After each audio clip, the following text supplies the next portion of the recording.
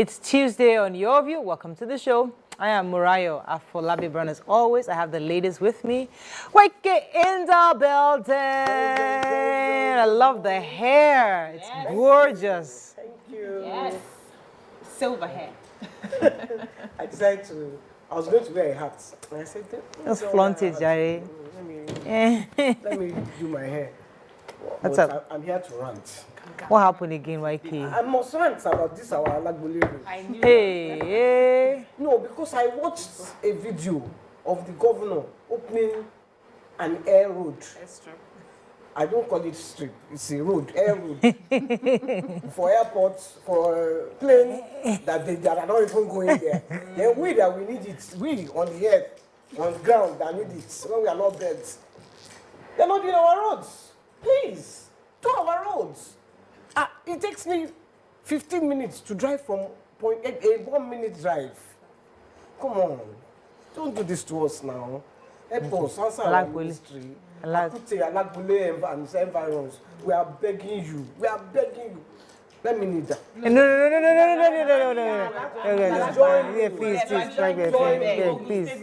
Please. Help us do Alagbole Road. Sorry, YK. doesn't have to kneel down. I'm about to kneel down. Don't need that. Mariam, how are you doing? Bye. Today's my daughter's birthday. Yeah. Brilliant, lovely, amazing child. You saw the 4 tomato kisses.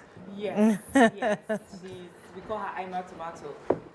She's just so lovely. I'm blessed. There are many things in this world that I don't have. That child, my children, that child. Bless her. God for her birthday. Why do you call her Aima Tomato? When she was born, she was quite round, yeah.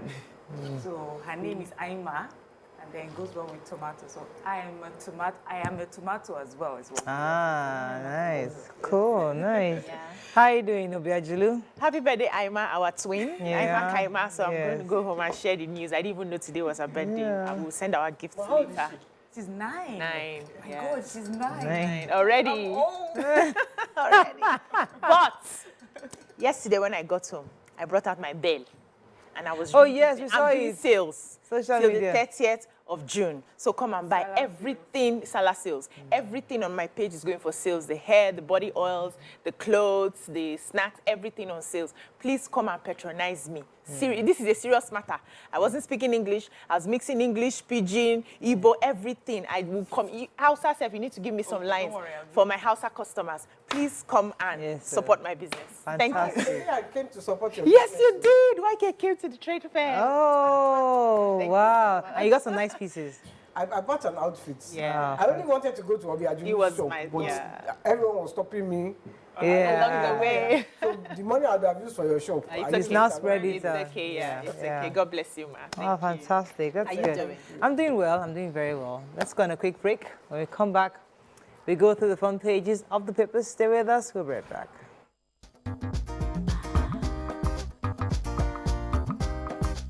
Stay tuned. Your View will be right back. Thanks for staying with us. We'll start with the paper review. We'll start with The Nation. Discos await NERC's nod to increase electricity tariffs. Floating of Naira in order, says Idika Kalu. Ribadu CDS IG will secure Nigeria. Work halted on Lagos-Ibadan Express Road. 7 pilgrims died of psychological challenges, says Nakon. X-Aid, why Buhari didn't remove subsidy at float Naira. Ibadan skit maker remanded in prison. An automatic job for LASU best graduate. Okay, which story are we starting with in The Nation? The major headline. So there's been confusion because we had received news earlier by the discos that they plan to hike the electricity tariff from July 1st. And it's been conflicting because yesterday, again, they said they had not gotten the approval from NEC, that's the Nigerian Electricity Regulatory Commission, to hike the tariff. And, they had to backtrack on their former statement. So an economics and chief executive officer, Center for Promotion of Private Enterprise, Dr. Muda Yusuf, said that the proposed increments in the tariff smacked of insensitivity. And, he was also saying the same thing with the Manufacturers Association of Nigeria. And he says that initially, they cannot say because they are not able to get Forex. That's why they are, trying to increase the tariff, though their cost has increased, but over 80% of their pricing had been in line with the parallel market, not because they don't have access to Forex. It's just about 20% of businessmen who really have access to this Forex. And so that is not an excuse for increasing this. And he said, it's often a dilemma when the private sector is playing a dominant role in the delivery of a service, which is social in nature or quasi-social. So they are supposed to make sure that there's a bit of stability in the economy before they start, inflating their prices. Nigerians have not even finished grasping the removal of the fuel subsidy, and then you want to add electricity tariff increments to their wahala, that this is not the right time for it. Okay, let me take the Lagos-Ibadan Expressway. So ahead of the Salah, the Eid al-Kabir celebrations, which is starting this week, Wednesday, Friday, the federal government had decided to stop and halt all the work on the Lagos-Ibadan Express Road. According to the Federal Controller of Works in Lagos, Olukorede Kesha, said that from today up until Sunday, they will halt work and then resume on Monday. Due to the heavy traffic flow being experienced in the Lagos-Ibadan-Shagamu roads in the last couple of days, it was really important for them to stop roads so that people who are traveling can have free flow of traffic to their various destinations. So that's but the last time that they closed it, they moved those things that are blocking the road. Are they going to move those things? Because if they just halt the work and they keep those things there, it is still obstruct. There will still be traffic. Yes. So are they the ones doing it to take holiday, or are they doing it to ease traffic? Hopefully. That's the question we should ask them. But I wanted to take the story of Nigeria, why Nigeria lost 7 pilgrims. Psychological challenges. To Saudi Arabia, yeah. 7 of them died, and the commission has said it was because of psychological effects of flight, crowd, and the new environment. And many of them... Overwhelmed or what? Yes. To death? That's what... Say a lot of them are still came from rural areas. They've never entered the plane before. They've never traveled to a new environment. So the whole thing just made them die. Wow. And then what were the symptoms of? We don't know, sister. Is what we read. Reports. And the pregnant people too. There were 6 pregnant women on the pilgrimage, and they said that the states that because you're supposed to have a pregnancy test before you go, because the rigors of the Hajj are not for pregnant women, for pregnant women. So they're supposed to have pregnancy tests to make sure that they don't go. So they're going to sanction the states that allow pregnant people. Yeah. Yes, I have Aminat Yusuf was still celebrating the best graduating student from LASU, and Edo State government has offered her automatic employment. As we know, she's from Edo State, even though I think she lives here and went to school here. The government said that the governor, beyond congratulating Ms. Yusuf, who hails from Edo, has been offered automatic employment. The governor also said that the state government reached out to her parents, spoke to them about the offer, and the parents accepted the offer. Did Amina Yusuf accept it? But they are also saying that for them this is showing that they're committed to improving the quality of human resources in public service. We have prioritized this and will get the best work in the state. We have done everything within our power as a government to ensure that we create an enabling environment for work, and as a result, we also want the best hands. So, I mean, this is very, it's good. It would help motivate other children coming up to know that there is Nima States, value. a Muslim Yes, yes, it's just like Nima's community. like Nima's Isako. queen. Wow. Like Nima's queen, yeah. but just a different name. Oh, was that why she was so jubilating in the group that day? I was wondering. Just everything. So The- yes, congratulations to Amina and Maybe all they're the very brilliant successes. from that area. It's possible. The Punch. The Edo spirits. Because Senate Minority Leader. PDP article set to clash with G5 over Tambuwal. Picture here of custom CG decorated promises technology-driven operations. 7 passengers Okada rider die in Oyo crash. Salah, FG declares holidays. Oshun cancels free train ride. Tinubu returns today. May present ministerial list after Salah. Buhari hands over 974 billion naira on completed road projects. Disco's backtrack on tariff hike awaits NERC approval. And World Bank okays fresh $500 million loan for federal government. Okay, which story are we starting in Punch? The Vice President on Monday decorated the Acting Controller General of the Nigeria Customs Service. His name is Adewale Adeni.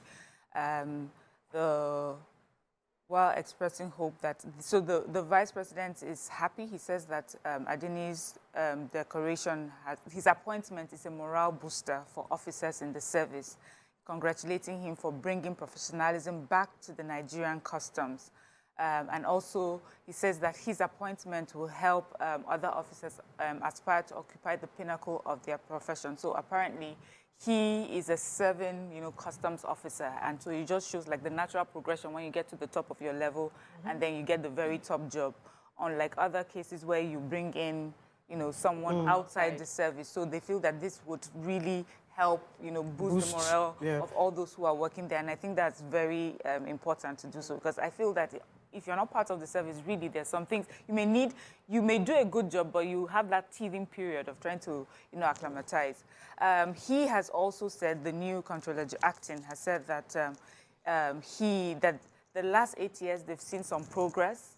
He talked about things like the e-customs, but that there's still a lot more that he can do in the customs service. They're going to try and bring in more innovation to drive customs operation.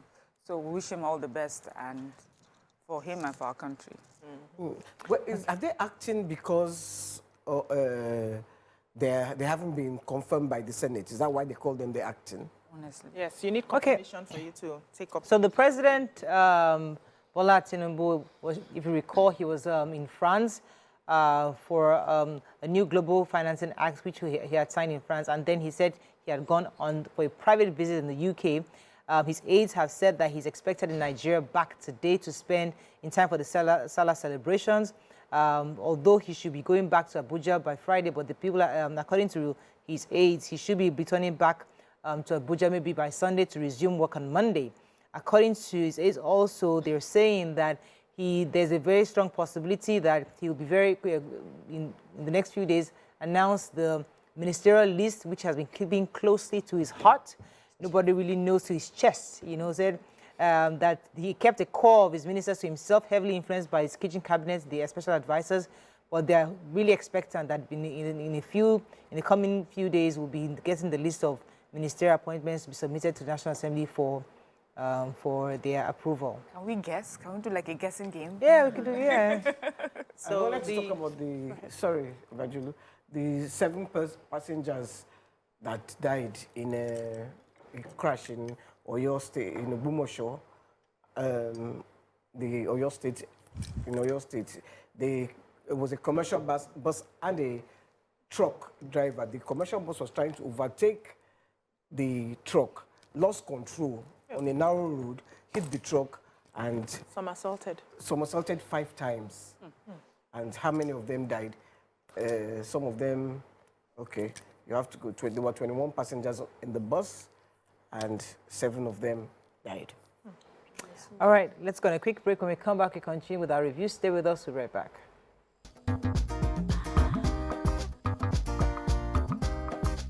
Stay tuned. Your View will be right back.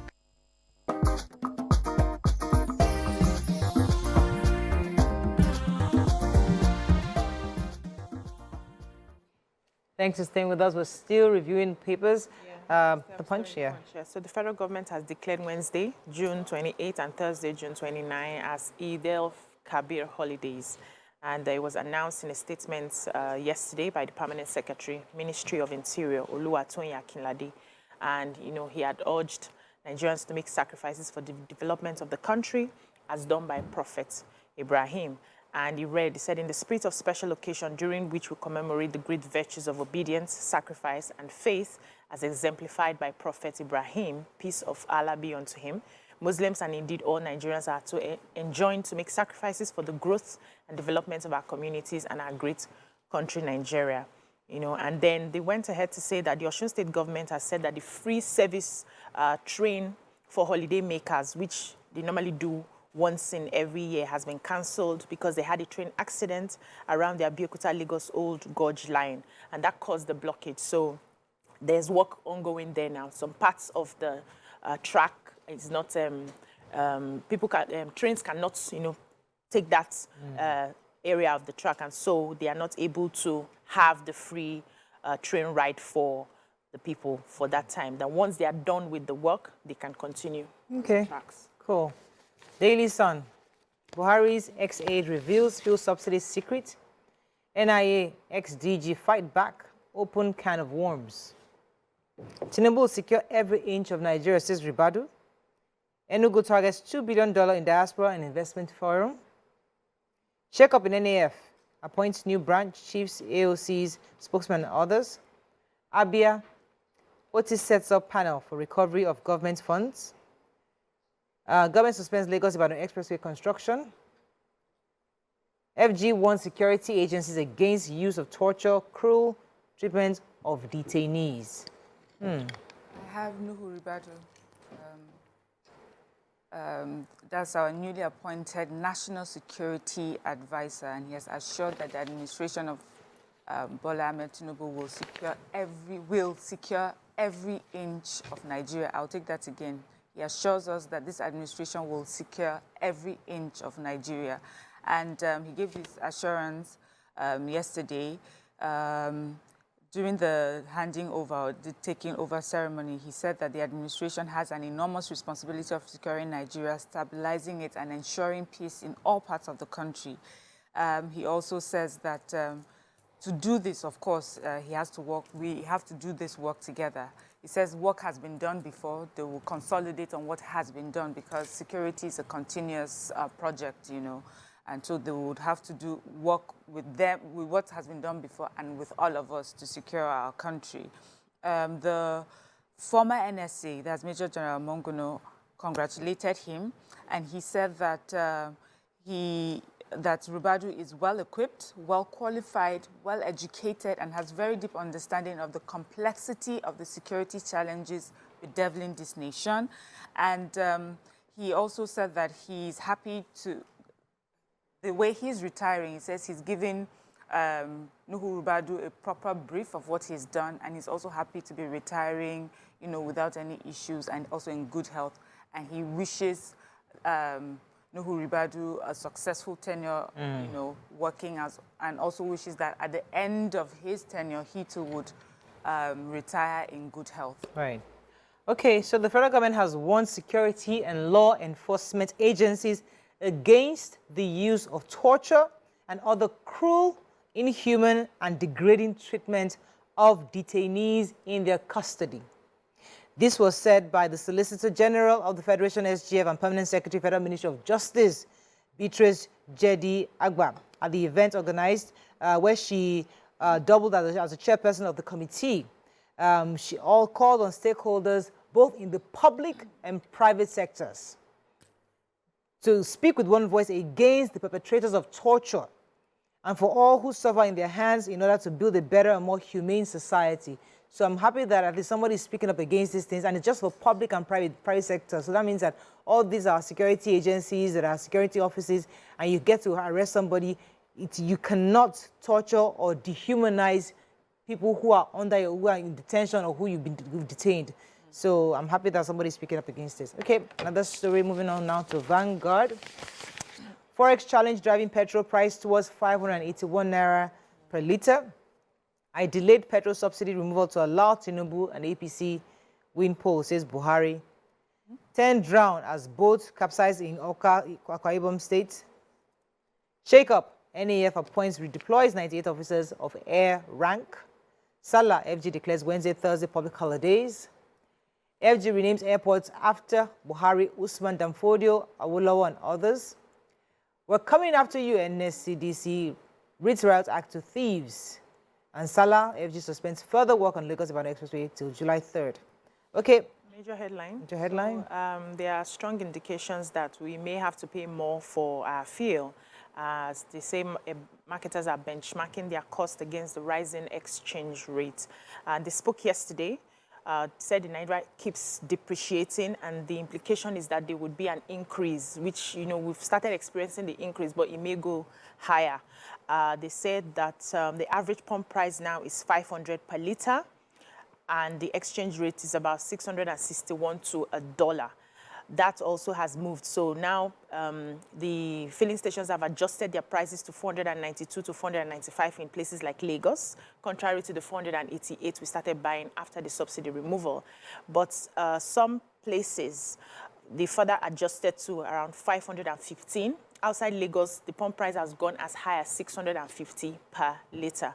And they're saying that the closing rate, that's for the dollars, is about 770 to a dollar, and that is why it keeps affecting the pump price. Now, the marketers are not able to get imports fuel right now because they're still finding ways to get money. They said the money they have with them is not enough to go back and buy the products, though some of them have started negotiating with the banks to see how they can get more money pumped into the industry so that they can get fuel. Some others are still having cold feet. Should we get into this industry or not? But for now, we may have to pay really high before it finally gets down with market forces. And that's been Vanguard?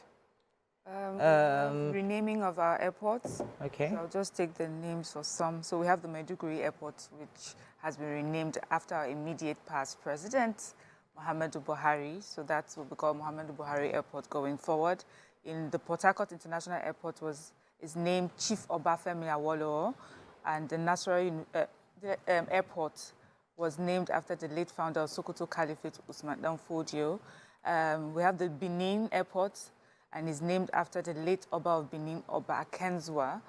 Ebonyi Airport, named after the late Senate President, Dr. Chuba Okadibo. I like that. I just feel I admired him, and I am happy that he's immortalized that way.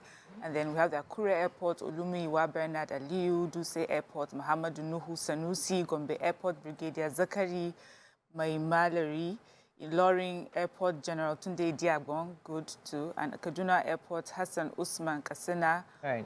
and many others. Yeah. Yes. All right. So concerning fuel subsidy, Garba Shehu, the former past immediate aide of former President Muhammadu Buhari, was saying yesterday on his Twitter page that the reason why Buhari did not remove subsidy was because he wanted APC to win the elections.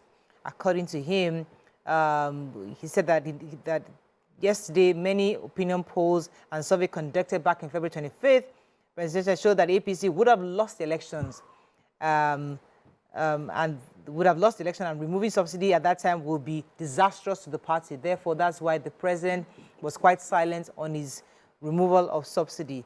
That's pretty much what the story, but some could have argued that regardless, it doesn't really matter. But another story I had in that paper, in Vanguard, is a story from the NSCDC, that's the Nigeria Security and Civil Defense Corps. Dr. Hamad Abubakar, who is the commandant, was saying that he was reading the Riot Act to oil thieves in the country, vowing to deploy newly trained men and newly acquired assets to go after them.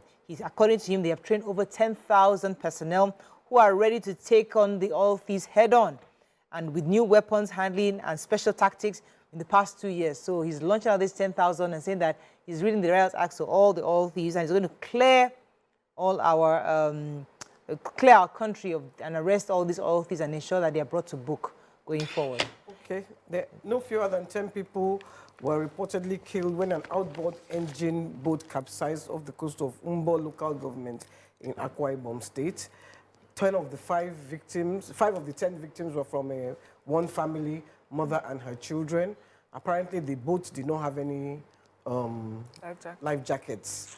So, after all the capsizing we've been having in this country, you would think life jacket is... That means we don't have. We don't have, yes. That's so it's not available. That's what I suspect.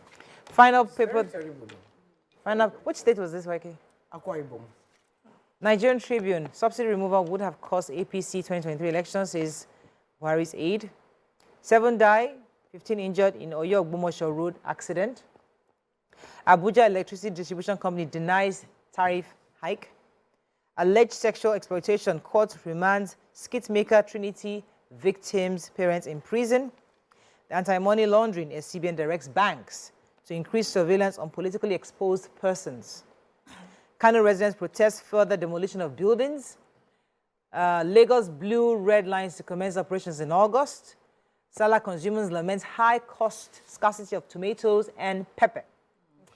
Okay, which take the lamentation. So at least you just give us an idea why prices have gone up. So people are complaining about the prices of tomatoes, pepper, and onions. And Tribune talked to a farmer in Kaduna State, and he explained. He said, first of all, perishable goods are seasonal produce, and between the months of June and September, they're usually scarce that period. So that's one. Secondly, there's something called the Ebola, the tomatoes Ebola, the disease that affects tomatoes.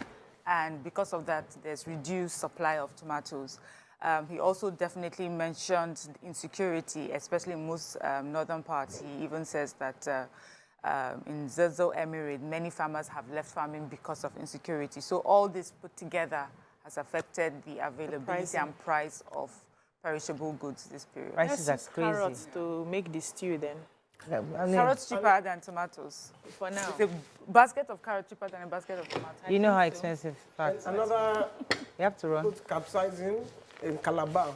Again, where 3 medical students. Oh yes, we had that story. Yeah, They died. saved others, but Yeah, those but three were they- not able to They save. just Really, recovered really, their bodies. yeah, really, really sad story. The NIWA have closed down the jetty Yeah. because they are even an illegal operation.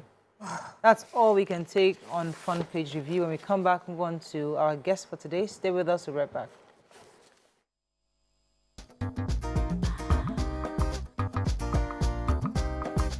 Stay tuned. Your View will be right back.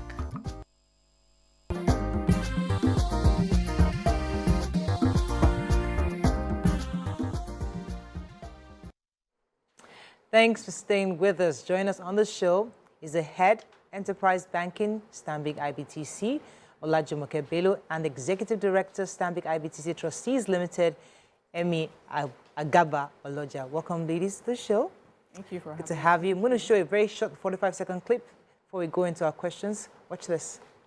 Mama, Honorable Duchess of the Market that keeps our belly full, Her Royal Highness, the one that turns hundreds into millions. Mama no dey sleep, no dey tire, the ever-efficient Chief Operations Officer, Bebe di Bebe, new media marketer, turning likes into credit alerts. Sweet babe, running a 9 to 5, yet still turning up for your people. Women are blooming with idea. At Stanbic IBTC, we are cheering you on. Go Bloom with Stanbic IBTC. Stanbic IBTC. It. Fantastic. Good to have you. So honestly, when I was talking about banking and financial exclusion of women, what is Stanbic doing to help women, to remove that exclusion that women always feel when it comes to banking?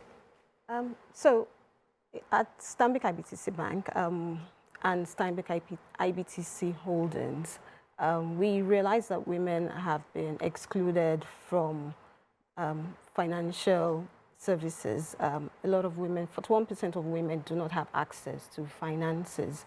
And what we've decided was to come up with a community, because for women to thrive, for women to grow, they actually do need support. And they need support because women wear different labels. There's the moms, the daughters, the wives, the granddaughters, the entrepreneurs, the employees, the business owners. So they need that support system that can help them be the best that they aspire to be, that can help them achieve their goals, that can help them live the best lives and, make their dreams come true. And that's what we've created by this Blue Blossom community, to help in financial inclusion and to help women empowerment.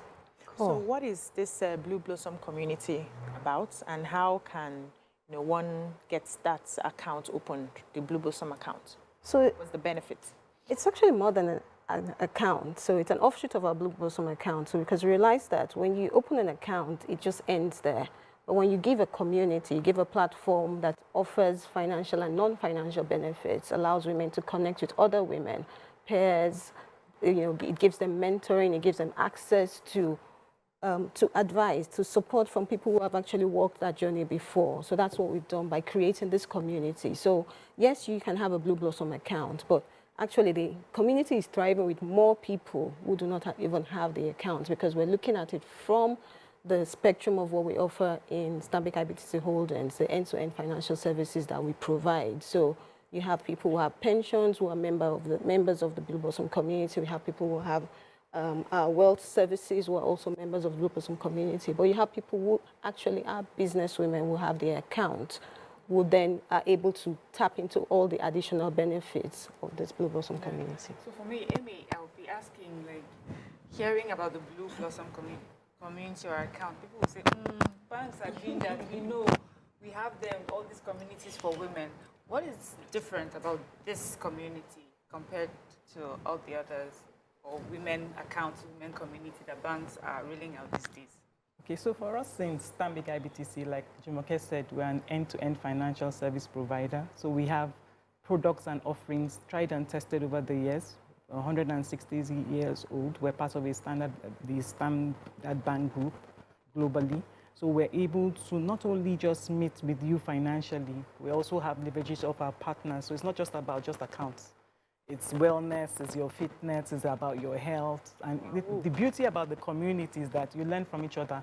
So there are people with experience. We're just talking about your business and having a loan. So those things come into bear. You find people, like Jumoke mentioned, mentorship, coaching, trainings. It's just to be able to network, bring people together, leverage off what the strengths and the things that are available. And Stanbic IBTC has done that, and we will continue to assist our clients in doing that, and the general community now with the Blue Blossom. So how important is community to personal growth? That is always an issue. People understand the importance of personal growth, but how can this community enhance that? So for us as a community, like I mentioned earlier, it's important because you have people you can leverage off. There are questions you can ask.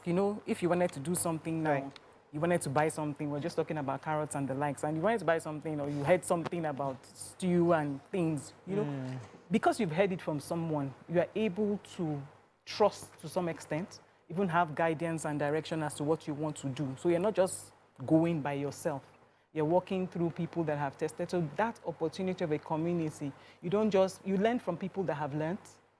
You follow who know road, like we usually would like to say. You're able to leverage off people that have strengths, able to learn lessons. You don't have to learn the lessons yourself. From the experiences and the gestures that are available, people are able to grow. Okay. So I know as a mother, one of the things that worry us, is how we can fund the education of our children, for a very long time till they're out of school. Do you have any of the Stanbic IBTC accounts, or maybe this particular one we're talking about, that would handle that aspect of education for mothers? Okay, so in Stanbic IBTC Trustees, we have what we call the Stanbic IBTC Education Trust. It has been put together to help people grow their wealth. People save towards their children's education, and those monies are invested in conservative type instruments that people can actually see it grow. Most times people tend to borrow. You have a savings account, you're putting monies for your children, it's in their name, but you're the one borrowing it, you're the one spending it. When you like, you pay back. When you like, you don't pay back. But with this, the funds are committed to the education of that child, right, up until whatever education level you set out. Now, that account can also be used as a beneficiary for what is called insurance policies, like group life insurance policies, so that if you don't want a situation where assets are transferred to a minor, with the education trust, you can nominate it as a beneficiary. God forbid anything happens to you, that benefit comes to that child. So there's no diversion of funds. Funds are paid directly to school fees, and you're sure that the education, which is the major thing that worries most of us for our children, is secure.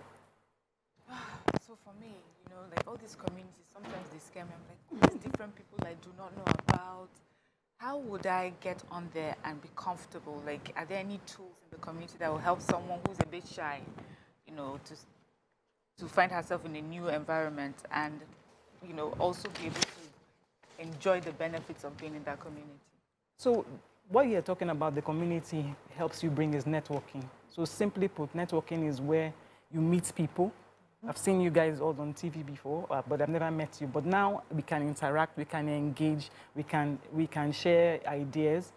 for people to be able to reach out with communities, one of the things they're needing to do is, people get scared. You go to an event, you meet somebody, but you need to be nice, you need to smile, you need to be able to be approachable. And then you start engagements with the individuals, you share your cards, and you get talking about generally everything. Right. And before you know, you find out that you have a bond somewhat. You can even take a selfie and then share that on the people's Instagrams and follow through, and then referrals come. The thing about networking and the communities are a lot of referrals come from these things, and you never know who needs something, that you know someone that needs something, and you're making those calls. So it's all the connection. That's really what the community is about, the connections, and being able to have a one-stop shop where you can refer, where you can get information, you can share, and you can continue to build relationships. Let me come to you, Olajumoke, for a second. So how those who are listening today, how did they join the community? So it's the Blue Blossom community is open to every woman above the age of 18. Then there are no fees, there's no charges to being a member of the community. You just need to send us an email, blueblossom@stanbicibtc.com. Send the email, and then you'll be connected to being a member of the community. However, there are benefits to being a Blue Blossom community member with a Blue Blossom account. So Emmy spoke about the education trust, so you get concessions. BC talked about a loan. You also get concessions, so there are concessions on the loan fee rates, there are concessions on the interest rates. There are many discounts that apply to you when you open a Blue Blossom account and become a community member.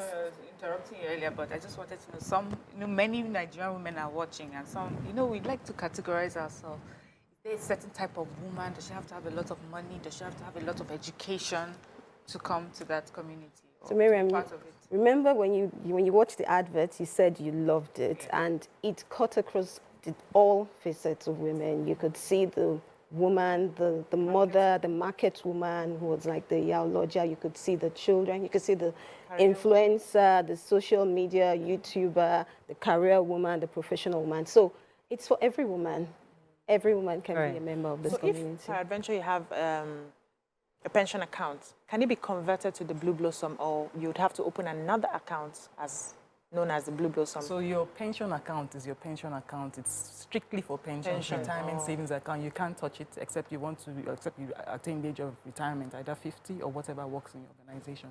Okay. So the Blue Blossom is separate. Pension is mandatory. So you should have that and continue to grow that. So we have to wrap up on this, but any final things we've missed out about the Blossom community? So we look forward to you all joining. It will be great to connect with you. You are on your phones. Send your emails. Send email. So just send your emails to blueblossom@stanbicibtc. blueblossom@stanbicibtc to join the Blue Blossom community. With your network, you get for financial literacy. You learn how to secure the children's future, so many things, and you meet great people and get loans. Business people like us, we need loans. All right. Yes. That's all we can take on this segment. When we come back, move to our next segment. Stay with us. We'll be right back. Thank you very much. Stay tuned. Your View will be right back.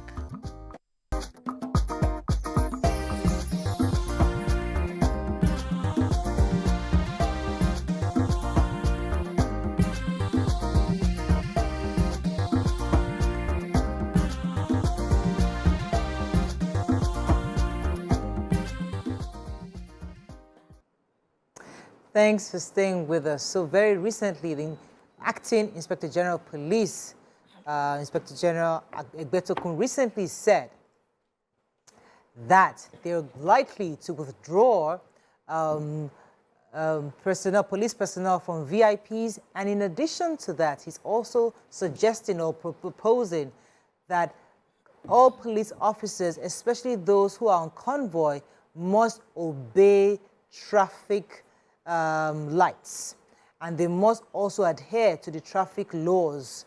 And many have said, would this actually happen? Can this actually happen? Given the fact that many police officers are used to jumping the lights or disobeying traffic laws on the roads.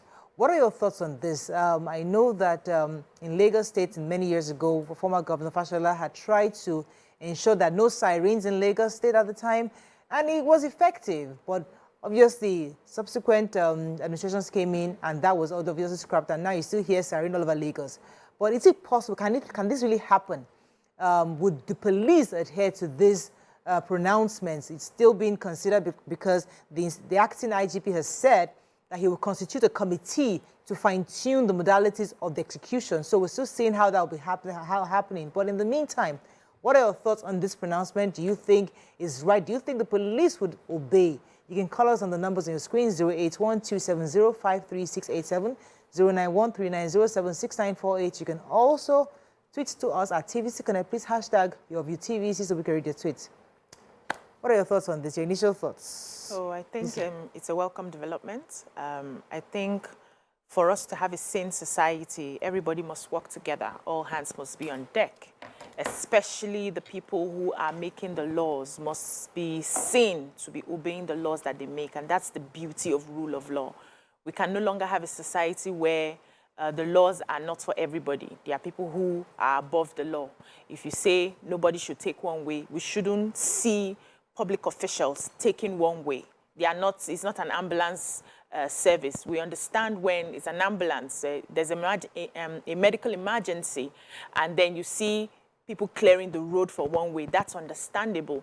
But for any other person, they must be able to stay within the traffic, take the normal route, don't flout the laws, so that it serves as example to other people. If we make examples of law officials, you know, and law officers who break the law, ordinary citizens will understand that Nigeria is a country where nobody is playing anymore. If you are caught in one way, you are going to be sanctioned for it. You're going to do your jail time, or you're going to pay the fine for it. And this cuts across. It also gives hope to the common man to understand that this is a country where we are all equal.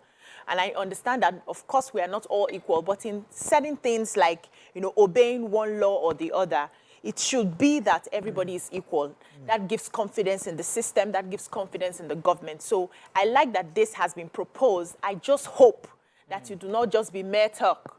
You know, there's a way we like to push some things, and before you know it, everybody forgets about it. I want to see that this is actually being executed. I want to see these examples being set, and let's see how, you know, the country goes from so there. if we look at the reasons why some of these police officers have to jump the lights or break these laws, is because maybe they're in a hurry to pick up a VIP off to a meeting, an important meeting. There are times when you have foreign envoys coming in for an important meeting, and they're having to pick them up at the airport, rush down. So there are possibly cases or good reasons for them to jump the lights for certain reasons.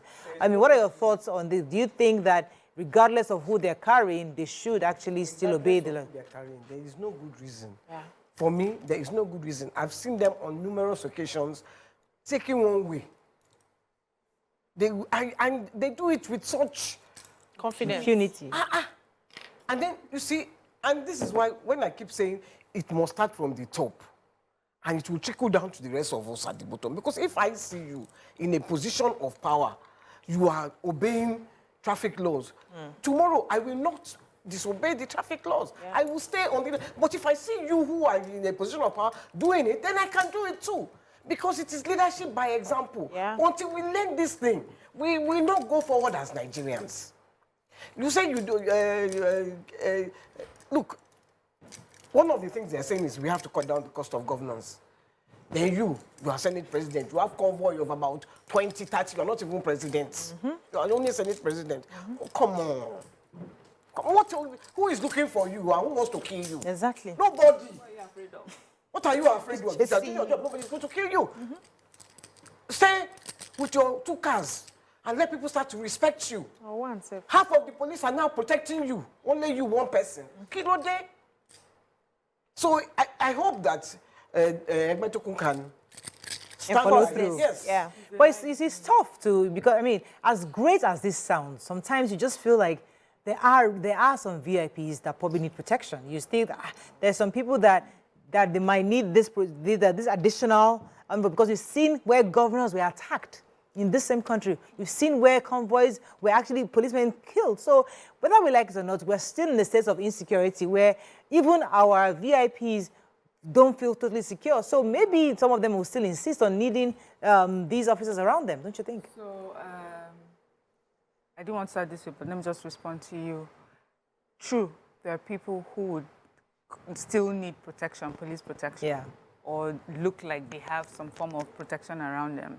And I don't think Nigerians have a problem with those people. But we also have people who have access to power, access to influence, and so they use that to get protection for themselves as well. From the governor, we understand the governor should get, we have commissioners, you have special aides, we have everyone down the line just getting it, this protection. And the problem also is because I hear for a lot of police officers, they even prefer to be attached to these people because they pay them a bit extra.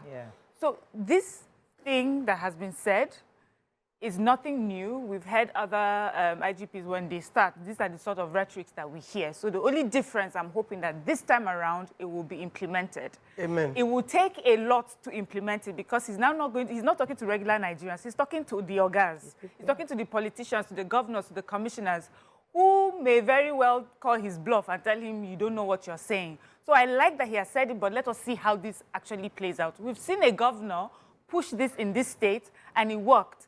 So I hope that his office is able to give him that power or that authority to be able to make sure that everybody, no matter your office, you follow the traffic laws, you obey traffic laws. What he said, there's something he said in ending his speech. He said that those whose duty is to enforce the law of the land must themselves respect and obey the laws of the land. Because a lot of the disrespect that happens to police happens because of this. A lot of us see that they disrespect the traffic laws, everything that they're holding you down for or stopping your car for, they do it right beside you. You're in traffic, heavy traffic, a police officer is on a bike coming the opposite way. And just as he passes, another person coming the opposite way, like the police officer is stopped and prosecuted for it or made to part with some money and let go. So these are the things that would allow for Nigerians to better respect this office. Let them behave properly. Let these words be implemented truly. Let them not just be words. And, you know, we've just entered a new office. We need to say the words that will be appealing to Nigerians. We've heard these words before. We want to see it be implemented. For these ones that come in, I know we say want to hear a lot, but for these new set of officers coming, the appointees coming in, for me, I really want to hear less words and more action. That's for me. Okay, let me take this call from Atolagbe. It's calling from Isola. Thanks for calling, Atolagbe. Good morning. Morning. Morning. Yeah, it's a welcome development, and it's very, at least, if they can keep to the law, it will help the community, it will help the environment. Because sometimes you see them violating the law. And based on what you just said, Morayo, everybody is in a haste. Everybody is in a hurry. So that you also obey the law as well. The law that owns Mr. A should own Mr. B. So, and for the ambulance, sometimes you see the ambulance blowing, they are not carrying any casualties. You see them just blowing the siren just to clear road for themselves to get to their destination. And even for the police, half of the police has been separated for the celebrities. You see them on convoys and everywhere. I have the big boys as a friend. Sometimes if we are moving out, I will be looking at the country where we find ourselves. You know, so it's a welcome development. Thank you very much, Asalagwe. So even for the ambulances, I think we can take chances on ambulance because we don't know what's inside or who's inside. I remember that when I was in the hospital, we took my mom to the hospital, we had to take an ambulance. I was thankful that because we were coming, they were clearing the way for us. So regardless of we're sure there's somebody's there, those people still realize that, well, I'm sure there's nobody there, but we were actually in the ambulance at the time. So regardless of that, but I think it's the earning of the trust of Nigerians. Like, we have to ensure that everybody takes responsibility. But it's important to also note that there are reasons why certain people need protection. For example, whether we like it or not. The Inspector General of Police, as the acting IGP himself, has said that even he would obey traffic law and he will stop. Good. But the truth is that there are some policies you will make as a leader that is not probably very welcoming to people. So he might put himself at risk by stopping at the traffic light. If he doesn't stop at the traffic lights, Who will stop? and the car jams in, Who will stop? traffic light is stop. You go, then you will be coming because you are Inspector General of now Police. pass. But there's some people. Okay, So let me on that traffic light. let me now rephrase. It's possible for all sides to stop because the Inspector General of Police is about to pass through. So all sides stop. The point I'm trying to make is there'll be instances. I like wish this guy. say that there will be instances that the police would have to disregard traffic lights because they are chasing a bad criminal. Okay, maybe that's But to stop on traffic lights, maybe where that are you is what going? I should have said Yeah. so that I don't get into So my there are trouble. exceptions. But yes, but let me take this call. I'll come to you, BC. Thanks for calling. Yes, Morai, good morning. I like you to bury your life. Thanks for calling. Thank you very much. Very to your coverage. Yes. My point is this. The issue of traffic offenses, you know, is so rampant with the uniform people. It is not only the traffic, the traffic light. Take for instance in Lagos Road. The BROC, you see the military with uniform, flying the road. You see, look, the traffic offense is really violated by uniform people. And I hope the Inspector General will take care of this. And more so, let me just put this in for Lagos State government. I wonder, the private people using ordinary cars, we are the ones that is being arrested, they are violating the traffic. What is it called? Vehicle particular. What of the commercial vehicle? You understand? It's flying the same road. You see most of their roads are not roadworthy, and nothing is being done by the VIO, the road, the road safety or whatever. So what is wrong? Are we not paying the same amount? Are we not paying the same tax? So what is wrong with the commercial vehicle? That's a kind of a fatality. I wonder what is wrong with it. I want government to listen to that. It is very, very wrong. All right. Thank you. So that's feedback. Thank you very much. I'm sure he has heard. So Go ahead. there will definitely be exceptions to any rule, right? The nature of the job of the police and security officials, they deal a lot with criminals. They deal a lot with people who are offenders. At the point where they need to chase down, nobody's taking permission from anybody. They will do their job. If they need to, clear people on traffic, if they need to go over the top, they will do that for their job. The problem is because they have messed it up with irrelevant excuses of, I have to get somewhere, I'm bringing a VIP, we're going for a meeting. Now, the VIP who is coming in and going for a meeting does not understand the traffic issues that we have because they cleared the road for them to pass, and they don't see that people actually stay on that route for 2, 3, 4 hours. They have not stayed there.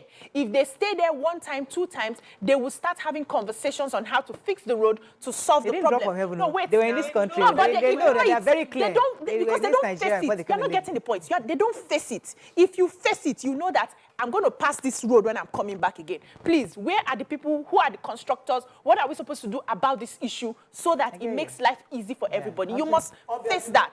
That's one. Secondly, the fact that, okay, for instance, we are looking at trust right now, and it will now be on the integrity of Nigerians. So I know a lot of people blow that siren, the ambulance, empty, just because they want to bypass traffic.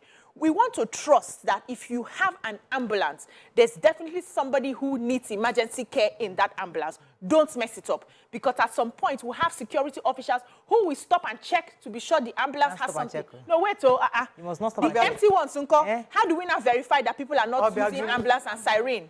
Just trust. I was Have to just trust like that. See, when those big people, when those big people now have to stay in traffic 4 hours like us, and they will be dying to pee. Yes. Inside that They traffic, will understand. They will now start to go and construct the road by themselves. They will go there and sit down with the Okay, let me Julius Beggar or whoever the beggar So is. do the road. And start doing this road. You will see that the road will be done. Yes. Within 2-3 weeks. I We agree will with be you. smoothing, driving happily. Mikey, you don't know that for a fact. We know that. Let me go on. Let me When take this. they experience it, it's because like Mikey, you're acting as if they drop from heaven. These are Nigerians like you and I. They don't experience They go the through pain. this. because I become a governor today doesn't mean that yesterday that I was not governor, I did not enter the traffic. Let's not pretend. Yeah, you didn't have power.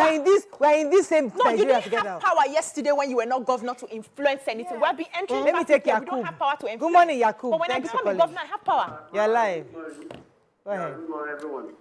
Good morning. I think I totally agree with Araji Subai. In fact, to me, we don't even have partners to enforce this law that the IG is trying to say. Because even you wait for traffic lights, we that we drive our own private car, you will see this Marwa who just pass through you, and then the people that are supposed to stop them, they are also compromised. You will see last man, trying to say, you will see last man just looking at them and then you that you are driving a private car, you try it. You see last man jump in front of your car and stop you. But when they are stopping you, you see Marwa or Kada passing through them. You look at the commander will pass, they'll be looking at them. You now wonder why. Why are they stopping you? All because they are already compromised, they are looking for something from you. But they know those guys, whether they arrested them or they'll just give them and say what I know. So they are also compromised. What I is supposed to know is that we don't even have personnel to enforce this law. It can never happen. What I am trying to say is, okay, let's even say this. Before now, we have IGP in this country say that they are not going to be roadblock again. Or you are traveling all the way from here to down to Iguara. Maybe you will not see roadblock. Roadblock still exists up to today. And then the IGP there say that there must not be roadblock anymore. No, it didn't happen. So who enforces it? All right. Anyway, so I think we have to wrap up on this, but the new acting IGP, he was the one that instituted the RRS in Lagos as a support to the police. So he obviously knows that there's need across the country of what needs to be done. So these are feedback that is necessary, and I'm happy that many of you have called in already. But in addition to this feedback, it's also important for him to know that many Nigerians applaud this proposal. However, we're worried about implementation, and we're hoping that he would implement it properly so that Nigerians can actually see that he's serious about changing the police force. That's all we can take on this segment. When we come back, move on to our next segment. I think we have guests coming. Stay with us. We'll be right back.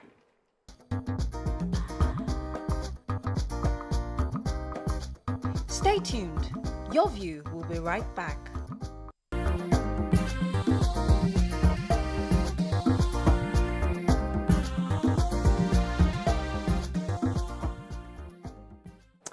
Thanks for staying with us. Joining us on the show is the co-founder and managing director of Extra Large Farms and group of companies, Dr. Mrs. Muji Davis. She's going to tell us how they are raising a generation of passionate farmers and providing 100% natural food products free of additives, preservatives, and other forms of chemicals. Welcome to the show. Thank you for having us. Good to have you again. So tell us what this is all about.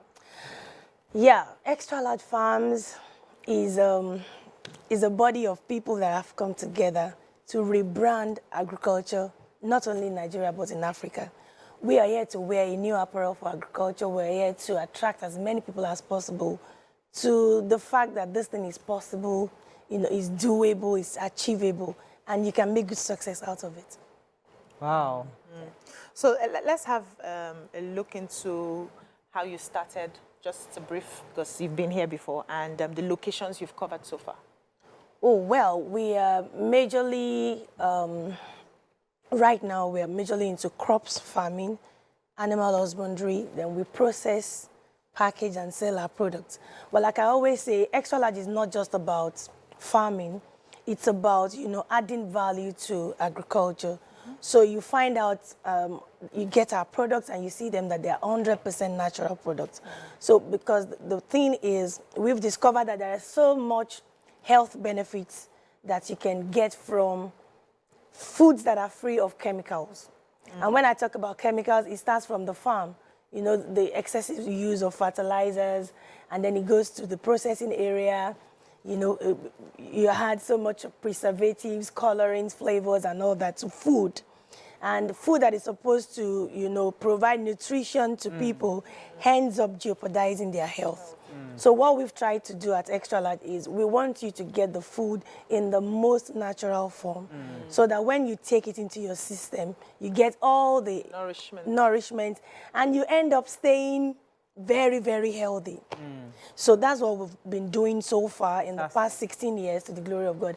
And then we've been able to expand, you know, not just ourselves as a company, but to also use this as a platform to empower people. Right. So someone is out there, you want to go into agriculture, you don't know how to go about it, we provide trainings, you know. Even to the children, we open our farms up for excursions for children and group of people, families. You could just, you know, come over to the farm, stay a weekend, and you're like, oh, is this really a farm? So that's what I mean by. Well, that's the videos we're seeing right now. Yeah, those are some of our. The resort? It's a resort, yeah. Oh, so we have inside the farm. We want you to feel like, oh, am I actually still in the farm? Right. You know, yeah. So you can be in your room and feel like you're in the UK, and then you come outside and you discover, oh, let me not forget I'm still in the farm. Oh. Yeah. So exotic. Oh, nice. Wow. Yeah. So that's what we're trying to do. Okay. Go ahead, Mara. Yeah. So I was going to ask, you know, people that can come, but you've already mentioned that children can come, families. Everybody is welcome. Yeah. So apart from like farm activities, how do you keep the children engaged in the? Thank you very much. We have fun activities for children. You know, basically, if they're just for a day excursion, we take them around the farms, we explain things to them. I notice mostly that the children love the animals most. You know, they come in contact with the rabbits, they touch the donkeys, you know, they just want to play around with the animals. But we also try to explain some parts of crops farming to them. We take them, sometimes we make them even plant something, you know, so they can always have a good memory of the time they came to the farm. But apart from that, like when we have holidays like this long holiday, I call it a long holiday, starting from tomorrow. So we have fun attraction for children, we have games they can play, we have the swimming pool they can swim, you know, so many things, not only for children, but the adults as well. This place is so fine to be a farm. It's a farm. Are they going to show the swimming pool? Yeah, the swimming pool is there. Just did. The swimming pool is there. And at the farm, you have so many sections. You have the palm section, you have the cassava section. In fact, there is one fun thing we always like to do. We take you at least to the corn farm.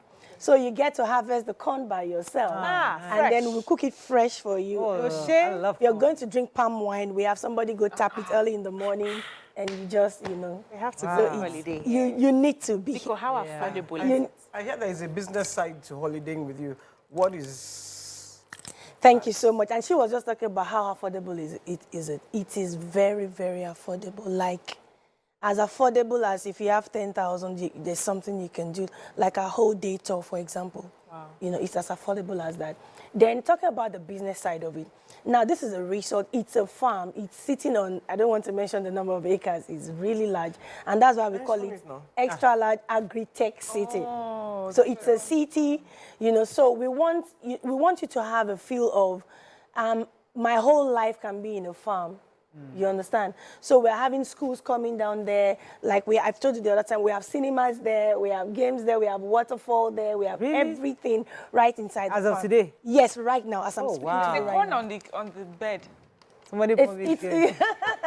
So now this is the so farm. you can remember you're in a This is farm. the entrance. This is the main it's a entrance. pro-pillow, yeah, that's the main entrance, and you're going straight to the farm. So you're to your left, to your right, you're seeing farms, palm, cassava, corn, yam, and all that. Yeah, there are huts. Okay. Yes, there are huts. There are things you should see in a farm, and they are all there. Yeah. And then you step just 2 minutes into the reception and the lodging area, and you're like, this should be another world, you know. That's what we want you to feel. Right. So talking about the business opportunities attached to this, we have people, you know, who are looking for real investments, things that can, you know, give you legitimate money. Yes. We have that here. Because right inside the resort, we have an estate side of it. You can actually own your own home right inside the estate. We have 1 bedroom, 2 bedroom, 3 bedrooms, duplexes you can buy.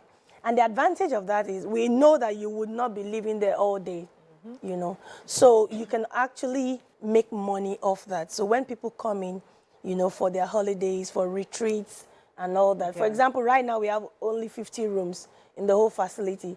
And we have, you know, people are calling us for reservations. They want to come with 500 people. They want to come with 300 couples, 1,000, and we don't have room enough for that. So what it means is people who own homes inside that city can actually give us the authorization to give out their apartments on short let.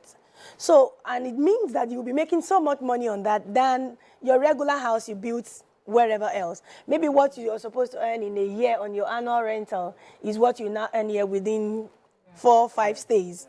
That's one, for people who can afford that. And for people who can't afford that kind of thing, because of course we all know buying a house is not cheap, then we also have 2 different categories of club. There's one we call the Agritech City Millionaires Club. So that one technically means that you're like you're leasing a part of the facility, a part of the resort. So it gives you the opportunity to be able to come there, enjoy yourself on your holidays. It's free because you are a club member. And then you will also be earning rental income as people come and lodge over there. Then we have another side of it because, you know, extra large is for everybody. We don't want it to be like, oh, it's only for the high class, blah, blah, blah. No. So there's another club, we call it the Holiday Club. It's different from the Agritech City Club. So the Holiday Club, with as low as 50,000, you can join that one. You have a holiday free already. And then we'll now teach you how you can even be a tour agent. You know, because this is about promoting agricultural tourism. So you come over to the farm, you've spent your holidays, you know what you felt like when you came, and then we'll now train you how you can begin to make money off that. Just doing business on your phone, you don't need to be running up and down, you know, so we have that side. But there's a special program we're having this long holiday starting from tomorrow, this Salah break. And when we say Salah, it doesn't mean it's only for Muslims, it's for everybody.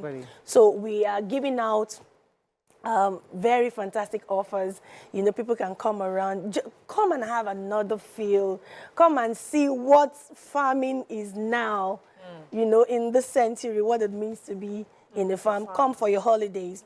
So we're having a whole weekend of fun. Friday is going to be a barbecue night for everybody. We're receiving our guests on that Friday. And then on the Saturday, oh my God, it's a Nigerian soups buffet. So we're having about 8 to 10 different types of soup from Nigeria. And you will be able to eat as much as you can, as much as you want. And if I tell you the fee, it's so cheap that you will be asking, but you know we are farmers, so we need our chicken, we just get there, we pick the chicken, we need the fish, we need the rams, we need the goats, we just go there and bring them out. Fresh. So the Saturday is a whole day of fun. Children will be able to play at the gardens. The adults will also, you know, be able to do all stuff.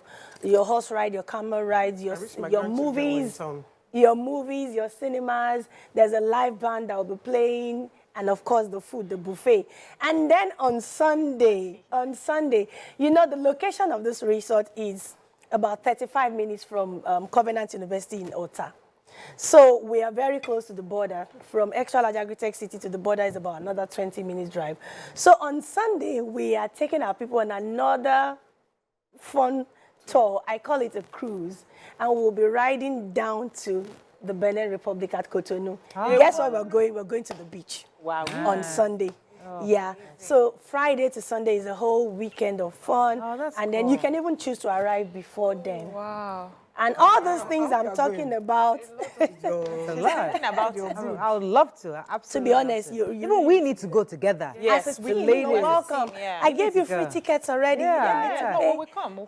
We need to plan it. All right. Thank you so much, madam. Yeah, so the numbers, thank you. For people who want to send us emails this morning, just do it to info@agritechcity.com. info@agritechcity.com, or better still, just give us a call. You want to come for the holidays, you want to come for farm trainings, you want to know the business side of it, how you can begin to make money, you know, from all we have spoken about today, or you just want us to make a reservation for you for this Salah break starting from tomorrow. It's extra large. It's so cheap, I tell you. How much? Not, I thought for a day something just 10,000. You're okay. If you're coming for a whole vacation for your family with about 200,000, it's 0913 428 7656 is the number to call or chat on WhatsApp. 0913 428 7656. And if that one is busy, they can just get us on 081 71 60 60 21. Right. Thank you so much. That's all we can take on this segment. We're going to go on a break now. We'll come back with our next segment. Stay with us. We'll be right back.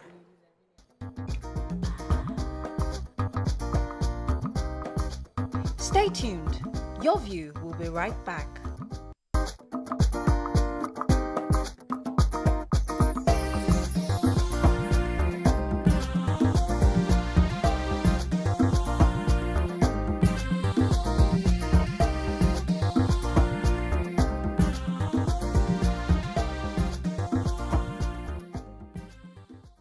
Thanks for staying with us. Join us on the show is an astute and renowned educationist and former Commissioner of Education, Edo State, Professor Ngozi Osarere. She will be speaking on the Students' Loan Act that was recently signed by President Bola Ahmed Tinubu. Many have asked questions concerning this new proposed bill for student loan. And there are various people that are saying different things from different angles. We need some clarity on what it means to students, the pros and cons, the merits or demerits of this new law that's been signed. What are your thoughts on this? You can call us on 081-270-53687, 091-390-7694. You can also tweet to us at TVC Connect. Please hashtag YourViewTVC so we can read your tweets. Thank you so much, madam, for coming here, Prof. Thank you very much for having me. So, the president has recently signed the Student Loan Act into law, and many have praised it, others have condemned it. That wasn't well thought out. What are your own initial thoughts on this student loan? Do you think it's workable in our system as it is right now? Is it workable in our system as it is not right now? Yes and no. Okay. Yes, because the inevitable is going to happen. Increase in school fees. And when there's, not increasing, introduction of school fees. Okay. And when school fees is introduced, many people won't be able to afford to pay. So there's the loan you can access. But the other aspect is the eligibility to access the loan. That is where the problem lies. The eligibility. None of us, none of our children can access the funds. Your floor people, all these people here, their children can't access the loan in terms of eligibility. How's that? How so? What is that? Fine, I explained to you. For you to be able to access the loan, you have to come from a household that has a combined income of 500,000 naira a year. And you know, minimum wage is 30,000 naira a month. A year is 720,000. Yeah. So even the man that is earning 30,000, excluding the wife, cannot access the child cannot access the loan. These are the nitty-gritties. And again, tuition is going to be introduced. Some universities have started already. And the loan, assessing the loan, according to the president, when he signed it, will be between September, October, which is usually the beginning of a new session. Right. But the process of assessing it, I have to know a level 12 officer. Yes. That will be my guarantor. I also have to know somebody that is 10 years post-call as a lawyer. And how many ordinary Nigerians know such people? Yeah.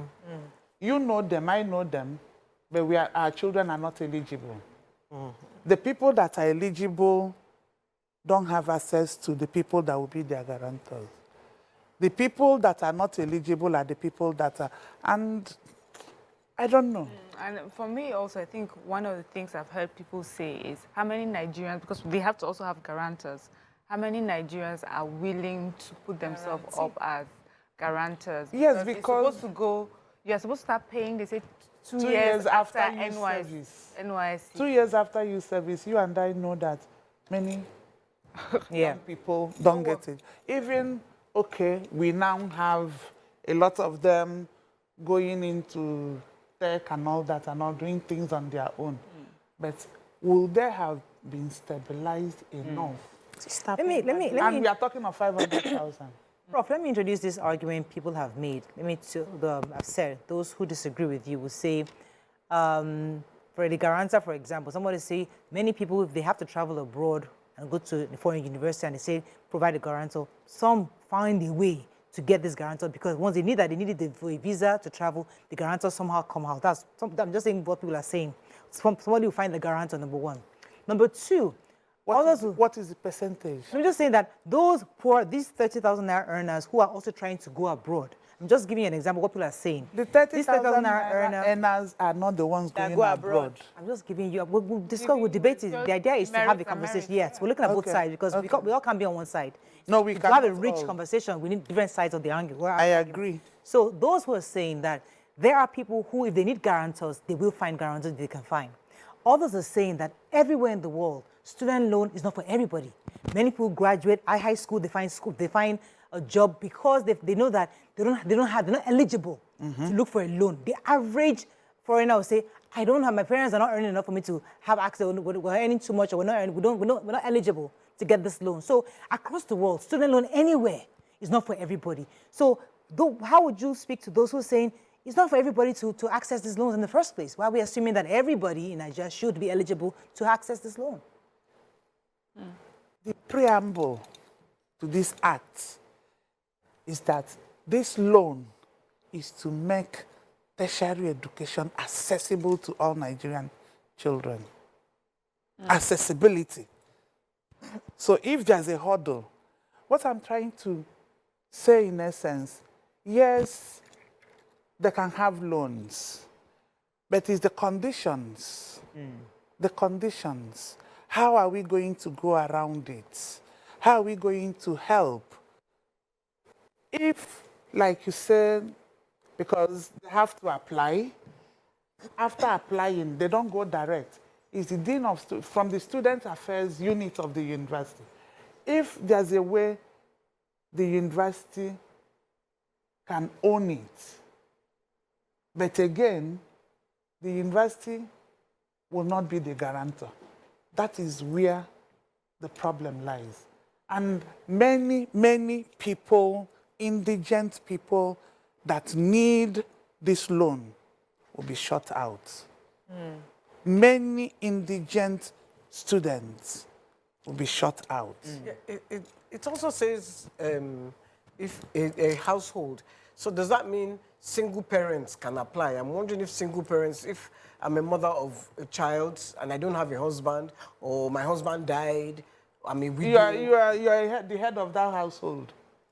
So I would be able to access. If you qualify.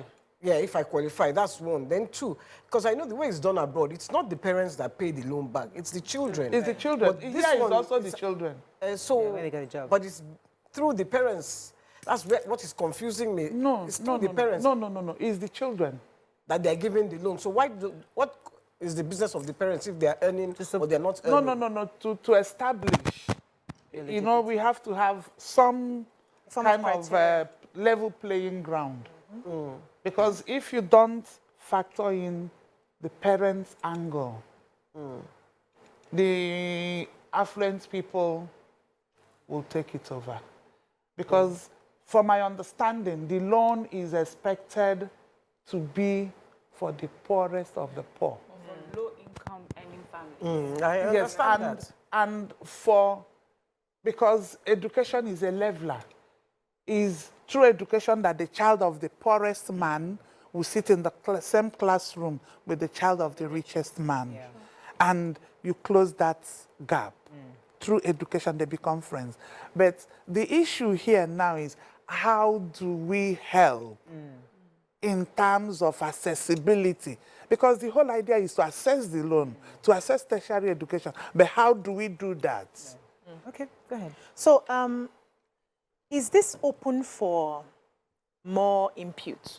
Or is it that now that the president has signed it, so it's a law? It's a law already? Yeah. With all this criteria that is not really going to work for Nigerians? Because he went through the National Assembly. It's a bill that the National Assembly pushed to him for assent. Yes. So how do we help the people who are actually supposed to access this loan? Because I know that in Nigeria, if you are earning 1 million a year, you are still very poor. That's like less than 100,000 a month. So if you're already disqualified in that... I think what just crossed my mind is, you know, let us hold our politicians accountable. Okay. Every child comes from a constituency. You have a representative. That representative be a guarantor. Should arrange that. Unless you don't want us to vote for you the next time. That is what I think should happen. Because the whole idea is we need to have more access to tertiary education. Yeah. Okay.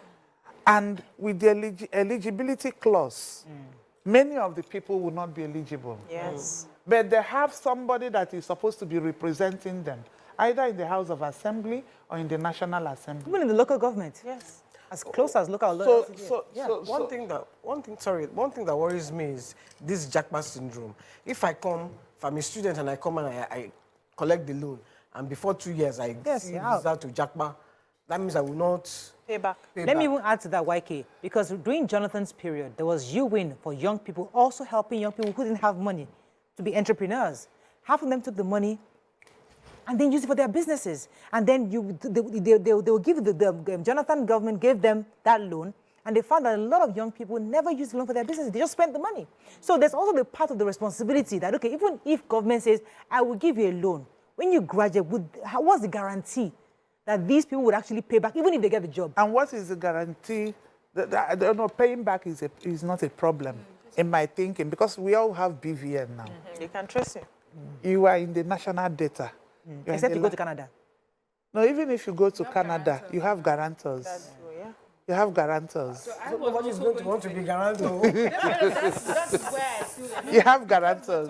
Imagine someone goes for a 7-year course. Yeah. So you guarantee the person in the first year. 7 years after, you don't know even maybe what has happened if the person jackpot or ran away or. But no, you ought to know, because you can't guarantee for people you don't really know. Yeah. Wow. Anyway, I feel like we've discussed like the demerits, but there has to be merits, right? No, the merit is that our children will have better access to higher education. Yes. But again, I believe in being frank. 500,000. Yes. Some of the universities that have announced their tuition alone. There's one that is 179. Public university? Yes, 179,000. There's another one that is 200 and something. But you know they have to get approval from the federal ministry or the state ministry, as the case may be. So if you are getting 500,000 naira as loan, and you are paying tuition, 200, let's say 200, what about your books? What about your feeding? Or is it the loan is just, there are other charges that you have to pay. Absolutely. Now, some will also argue, madam, do you think that we should allow this law to even run its course? Well, let's see implemented first. No, now President has signed it. Let us even see how many people get the loan. Let us get the numbers of, okay, how many people had access, how many people did not have access. Maybe some data will now help us to review the bill to ensure. It will not look nice to sign a law and not start implementation. It won't look nice. Right. For me, it's a credibility thing. It has been signed. Let us see how implemented. Yes, how we can go around it. How we can go. There are many, many indigent students. Absolutely. There are many of them. And like I said earlier on, we have to hold our representatives accountable. They are the ones we have voted for. They are the ones that will now help these children. Their parents voted for you. They also voted for you. Then you have to help them. Dividend of democracy, what is it? Is it to buy grinding machine for me? Or no. Well, they should help. They should be held accountable. They should help to, because, I mean, there's nothing you can compare with education. If I didn't go to school, I wouldn't sit down here. Can I go back to what I was trying to, ask earlier? I've said that we've discussed the ways that this bill may be a bit tricky and does not really cover everyone. But for those that it covers, especially, I know we don't have the data. I know we do have a considerable number of families that this would be helping in some way. And I feel that it's important that we talk about that as well, so that it's not seen as an act that doesn't serve us at all. So I was just wondering, apart from, this trickiness, what are the other things that we're happy about this act? After all, it's the very first time we've ever had something like this in our country. Is it needed or is it not needed? No, we had student loans before, but please explain. it's not. Okay, and why didn't they work? Do we know? No, it's all Nigerian factor. Okay. That made it not to work. It's Nigerian factor. Yes. Money You squandered. see, for me, the student loan is good. It is good. But my concern is the eligibility, accessibility, which now defeats the purpose of the law. First place. Let me pause you for a second. One second. I have a call. We're holding for a minute. Shola, thanks for calling. Oh, I'm so sorry. I'm sorry, Shola. Go ahead. Is there no way they can just fine-tune it? I know it's been signed and everything, but maybe fine-tune it. That's why Papa was saying that after implementation, we'll now look at let implement it. Start it. After implementation, then we can then be reviewed it, because that's the idea. But we must start something. And the beautiful thing is that the owner of the bill is where the bill was signed. Yes. So by the time we start implementation and we see all the loopholes, exactly, it will now be a time to sit back and review. We talk. I believe in being honest, everything on the table, not under the table. We place all the cards. So I believe this bill will be reviewed as fast as it's starting. And I would have wished that one of the criteria, maybe when we're looking at the review, is that the people who are eligible to get the loan would be people who are very intellectual. Maybe they've scored, use that benchmark. Because we have realized that not everybody who is putting head in the university is meant to be there. That is so correct. that when we don't keep churning out, we have a problem. We discussed it yesterday here. We have a problem of sending people to school just because they have to get university education that should have done well in technical schools and other schools. It is a society. I know. It's a society that is seeing a successful person as the person that went to school.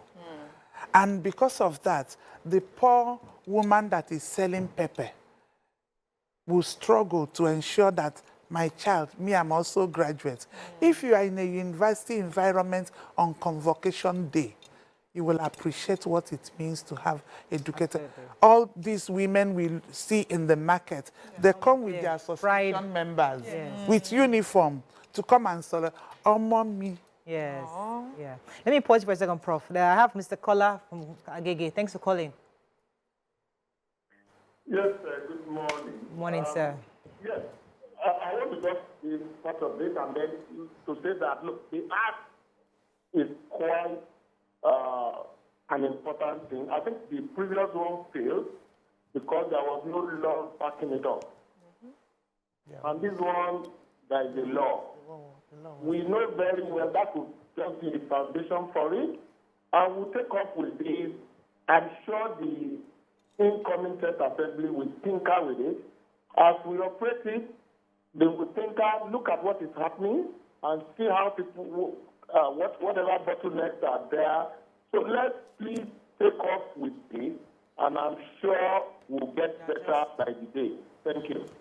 Thank you very much. Like, you're going to say something before the break. No. Well, I'm just hoping that it works for the people that need the loan. And I really do think they should review The worry, YK, has been the opportunity to pay back, because the possibility that many kids, even after a year or 2 years, don't get a job. So I think Maria mentioned it yesterday that when we fix the economy, you know, a lot of things kind of fall into place because once the economy becomes more robust, even with a certificate, you can begin to find jobs and become now, entrepreneurs. when you are in final year, they come and interview you and all that. Yeah. 15, 20, 25 years ago, that was the in thing. Right. Then we are just praying that in 2 years, after NYSC, that they will get a job. Yeah.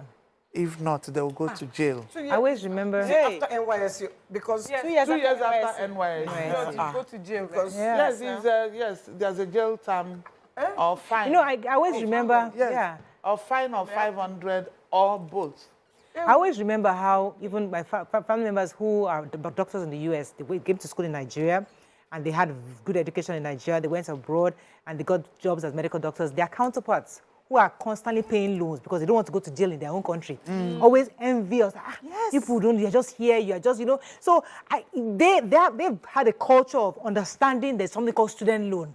And if you don't pay back, it will affect your credit. You can end up going to jail. So it's going to take a while for us to get to that level here. But eventually, now as citizens, we begin to see the responsibility. We'll get to that level. I think we'll get there.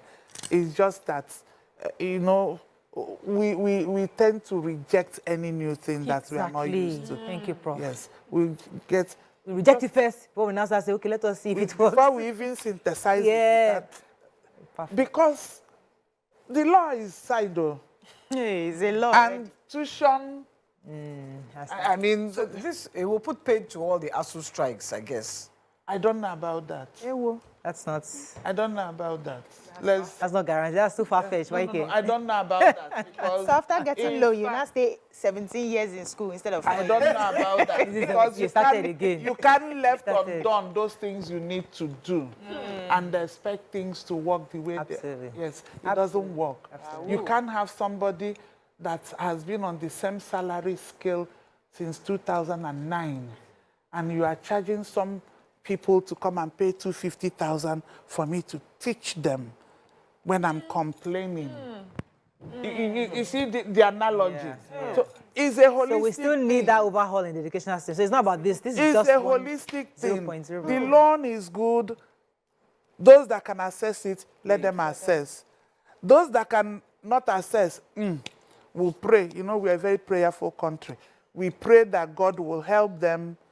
No, that's not what you said. No, Prof, what we said, we'll push for further review after it's been implemented. Okay. And also that their local governments or their representatives should also be their guarantors. Those are the two solutions you've given us so far. Yes, their political representatives. We have to hold them accountable. Absolutely, absolutely. So leave prayer first, leave prayer.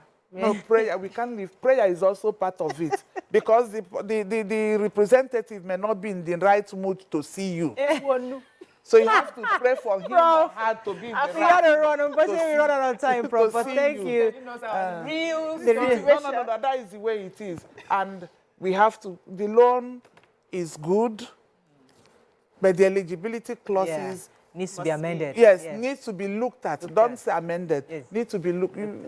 Mind your language. Okay. No. Need to be looked after implementation, we can propose for an amendment. Yes. We can still propose for an amendment legally. Yeah. Go small. Then you decide it, so you must make sure that the teachers don't strike. Because if I collect loan and then you, that's why I said overhaul. Why we are going back to what we're saying. Calm down. The president would provide us a new minister. Let us hold our president accountable to bring in a proper minister of education who can properly champion an overhaul. An overhaul will include, hopefully, ASU's demands, all the other not demands. Hopefully. Better. You cannot cry without your eyes. Oh. We can end on this. You cannot cry without your eyes, and you cannot start talking about. You can cry like this now. Your eyes are there. You close your eyes. You don't use your eye now. But the eyes are there. But your eyes are sound. Okay, that's all we can take on today's talk. We'll see you tomorrow. Cry like.